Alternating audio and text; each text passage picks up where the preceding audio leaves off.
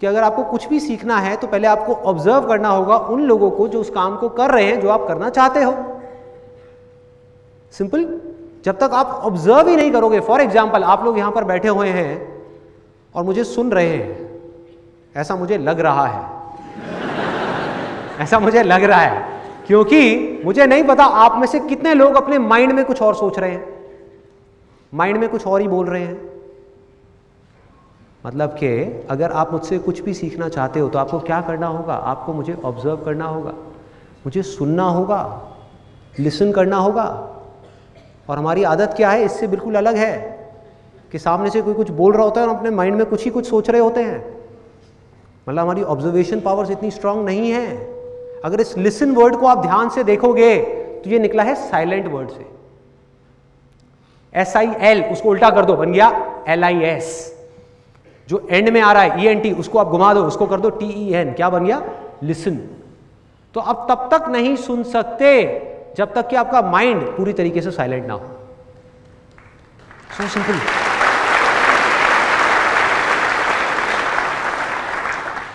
सो observation करने के लिए क्या करना होगा? किसी भी चीज को अगर करना सीखना है तो, क्रिकेट खेलना सीखना है तो क्या करना होगा? या एक्स्ट्रा ऑर्डिनरी क्रिकेट खेलना है तो एक्स्ट्रा ऑर्डिनरी क्रिकेटर्स को ऑब्जर्व करना होगा। बिजनेस करना है तो बिजनेस जो लोग कर रहे हैं ऑलरेडी, जो लोग सक्सेसफुल हैं, जो लोग फेल हो रहे हैं, उन दोनों को ऑब्जर्व करना होगा, दोनों से सीखना होगा और फिर बिजनेस को करना होगा। सिंपल। तो पहला स्टेप क्या है? ऑब्जर्वेशन। उसके बाद में नेक्स्ट स्टेप क्या है? अंडरस्टैंडिंग। कि जो ऑब्जर्व किया उसको समझना भी पड़ेगा भाई, कि क्या ऑब्जर्व किया। कि अगर बिजनेस करना है तो दोनों तरह के लोगों को ऑब्जर्व किया, जो सक्सेसफुल हैं और जो फेलियर्स हैं, बारीकी से ऑब्जर्व किया।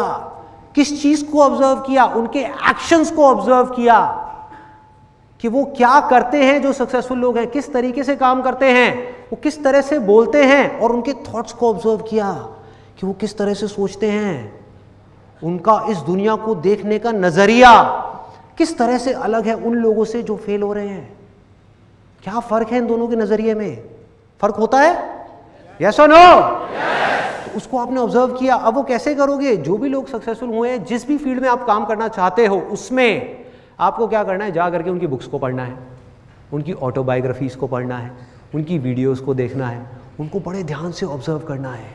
जब आप ऑब्जर्व करोगे उसके बाद में अंडरस्टैंडिंग का लेवल आता है। आपको समझना है कि इसमें से जो भी ये सही कर रहे हैं उसमें से क्या है जो आज आप अपनी सिचुएशन में अप्लाई कर सकते हो। जरूरी नहीं है वो सब कुछ जो वो आज कर रहे हैं वो सब आप आज अपनी सिचुएशन में अप्लाई कर पाओ। तो जैसे ही आपको ये बात समझ आई, अब आता है तीसरा स्टेप कि आपको उसको अपनी लाइफ में अप्लाई करना है, छोटे से छोटे लेवल पे। मतलब कि उसकी प्रैक्टिस करनी है। अगर हम अप्लाई ही ना करें, प्रैक्टिस ही ना करें तो क्या होगा? कोई फायदा नहीं है। सुनते रहे सुनते रहे सुनते रहे, कोई अंत नहीं है, सुनते रहो। मतलब कि अगर मेरा ये सेशन आप देख रहे हो, इसमें 1000 बातें मैं करने वाला हूं, इसमें से अगर आपने 2 बातें भी प्रैक्टिस कर ली तो बहुत है। कुछ बदलेगा ना, थोड़ा सा ग्रो कर गए ना। सो क्या किया आपने? आपने प्रैक्टिस किया। मतलब कि जो भी आपने सीखा, जो भी आपने समझा, उसको आपने प्रैक्टिस किया। और जैसे ही आप प्रैक्टिस करते हो तो आपको 2 तरह के एक्सपीरियंसेस होते हैं, या तो अच्छे एक्सपीरियंसेस या बुरे एक्सपीरियंसेस। और इन दोनों एक्सपीरियंसेस से जब आप कुछ सीखते हो तो उसको बोलते हैं लर्निंग। ये है लर्निंग।